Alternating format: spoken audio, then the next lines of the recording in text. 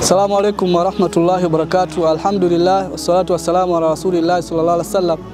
Ama baada ya kumshukuru Mwenyezi Mungu Subhanahu wa Ta'ala na kutakia rehema mtume wetu Muhammad sallallahu alaihi wasallam, leo kwa mara nyingine tena tumekusanyika hapa kwa ajili ya kupokea msaada wa iftari kutoka kwa ndugu zetu taasisi ya Khidmatul Umma ambayo inasimamiwa na Sheikh wetu Bwana Arif.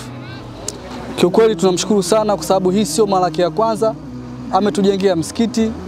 Kama mnavyoona hapo, mara kadhaa amekuwa akitusaidia katika maeneo mbalimbali. Kwa mfano kipindi kama hiki cha Ramadhani anatuletea iftari ambayo kama mnavyoona kuna mafuta, kuna tende, kuna sukari, kuna maharage, kuna unga, kuna mchele. Alhamdulillah, kwa kweli tunamshukuru sana Mwenyezi Mungu. Lakini kiupekee kabisa tunamshukuru sana Mheshimiwa Waziri na mbunge wa jimbo hili ndugu wetu Ridhiwani Kikwete kwa kazi kubwa anayofanya kwa ajili ya kuona namna gani kuwasaidia wananchi wa jimbo la Chalinze katika kila kipindi anapopata nafasi ya kufanya hivyo. Kwani hawa wananchi unaona hapa hakuna hata mmoja ambaye anamfahamu Bwana Arif isipokuwa yeye Mheshimiwa Waziri na mbunge wetu Mheshimiwa Ridhiwani Kikwete. Yeye ndo aliwasiliana na Bwana Arif kwa ajili ya kumuomba jambo hili, na alhamdulillah leo umekuja kwa ajili ya kutekeleza ahadi hii.